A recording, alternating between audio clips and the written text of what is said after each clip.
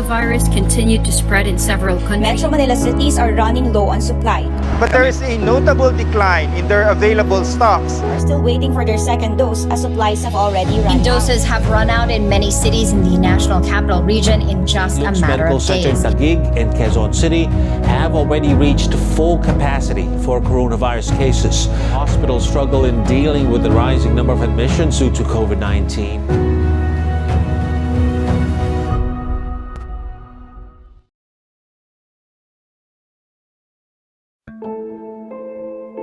Pre-pandemic, most hospitals in the country are not equipped enough with medical equipment and supply of medical needs, such as oxygen, medicine, and hospital beds.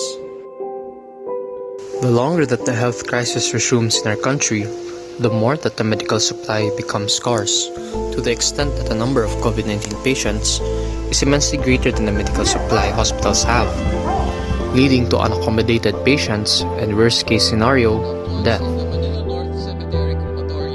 According to a study written by De Castro, this 2021, there have been at most 17 continuous reported cases of unaccommodated patients due to patient overload, mainly on one hospital.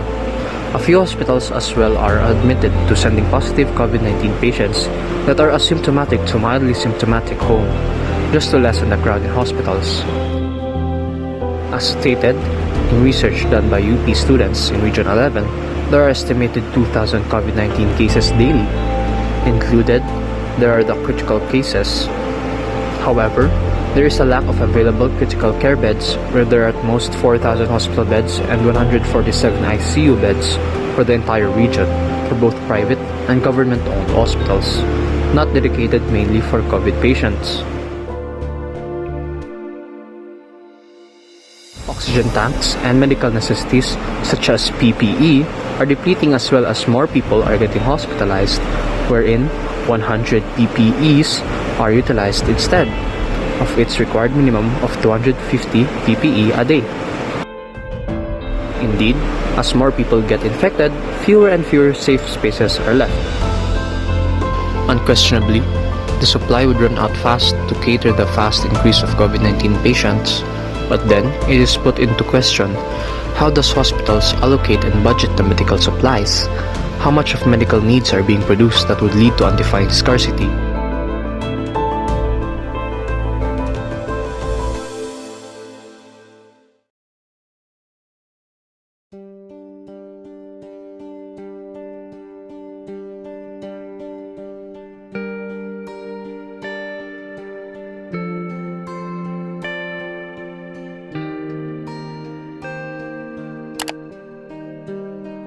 Okay, so I'm Cristel Tesoro Reguial. I'm a nurse supervisor in a tertiary hospital here in Nueva Ecija. It's in Cabanatuan City. The hospital is Dr. Paulino J. Garcia Memorial Research and Medical Center. So in this region, we are one of the COVID referral centers, or considered as one of the COVID referral centers. For the government hospital to be able to have the budget, we have to project. We need to give a projection on what we need for the next year. For example, for the year 2021, we list down and put the amount or the prices of the things, equipment that we need for the next year. So budget allocation will be based on that.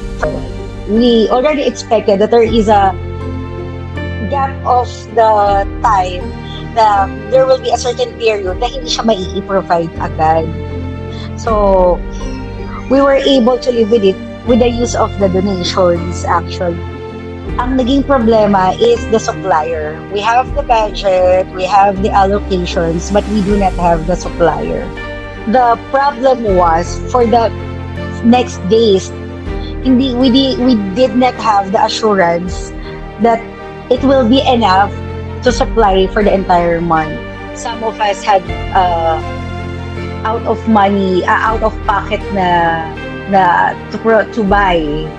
Gumamit na kami na out of our pockets. And we did not take it against the institution kasi we understood that it was very sudden and unexpected. Kasi for some, parang they were not able to foresee na ganito magiging kataas.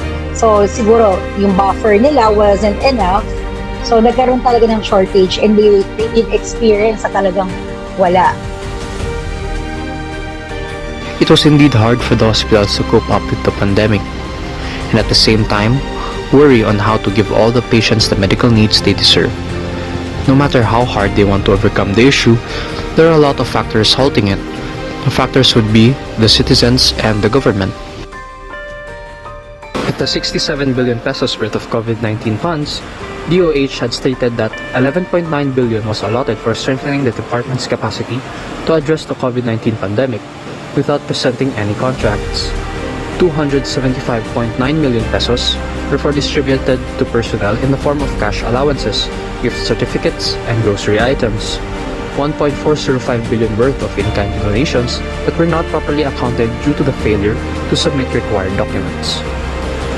734.5 billion pesos were counter-beneficial to the government's trust of providing medical relief to medical facilities in time of COVID-19 health emergency, as noted from a COA report. And lastly, 63.7 billion pesos COVID-19 funds were accounted for. The procurement of test kits, PPEs, payment of HCW's benefits, salaries of HRH, among others.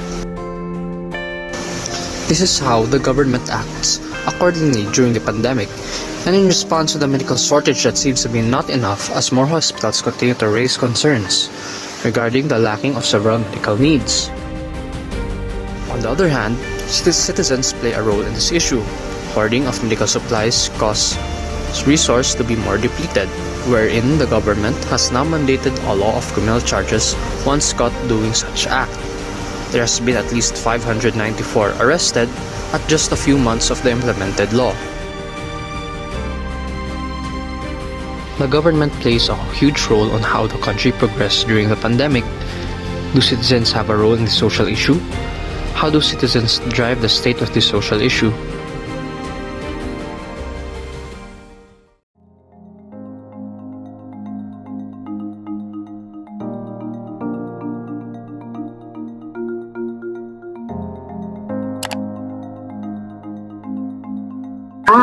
I am by Kundratina Casanova Nervasa Dinkula. I graduated as a registered medical technologist last 2019 on San Pedro College. If I do have the luxury at the time, I would use my free time to help in vaccination. I think I have vaccinated more than 200 people na with I think I read it somewhere. The World Health Organization reported PPE shortages from panic buying and hoarding. Hoarding has threatened the health and the lives of medical personnel, patients, no? As I recall, online sellers, opportunistic vendors, no, took advantage and increased its price. They increased its price for profit. And even the Department of Trade and Industry, they even allowed these things happen because of the rising cost of the raw materials and to control the demand. Okay? So there are also people who do not believe of COVID, which brings us to the ignorant behavior of those who do not follow the strict protocols for safety measure, like a simple order of social distancing, the wearing of masks, no, and even face shield outside our house, like that, avoiding social gathering. And lastly, to be vaccinated, which is one of the most controversial topics here in the Philippines. As you can see, controlling the COVID-19 pandemic requires national coordination and multiple intervention strategies. So, actually, it's not the government's sole responsibility, but we too have the duty to abide and to comply for the sake of everyone's safety. So, why does hoarding need to be avoided?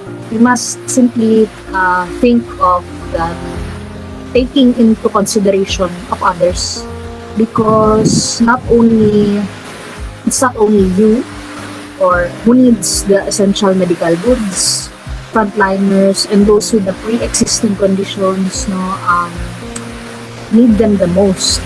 As citizens, we must act responsibly and to be mindful of others. Also, second, it will affect our economy. In simple terms, when there is increase in demand, there is increase in supply, but that is not for long. So actually, when that happens, there will be shortage of supply for others that cannot afford to procure for themselves. But I have searched for this. I have searched kasi, and I've seen that we do not have our own manufacturing firms. We import goods more than half. No, we rely on other countries for these, for our machines.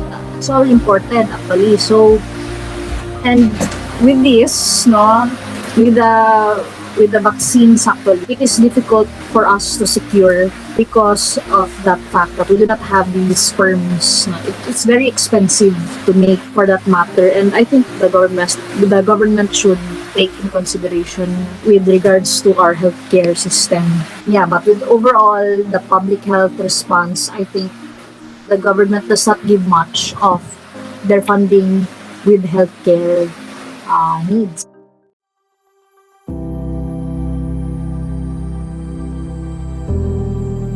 The root of this social issue is you, us, all of the citizens in this country. The more we turn a blind eye, the more we let the oppressed stay unnoticed and continue to suffer.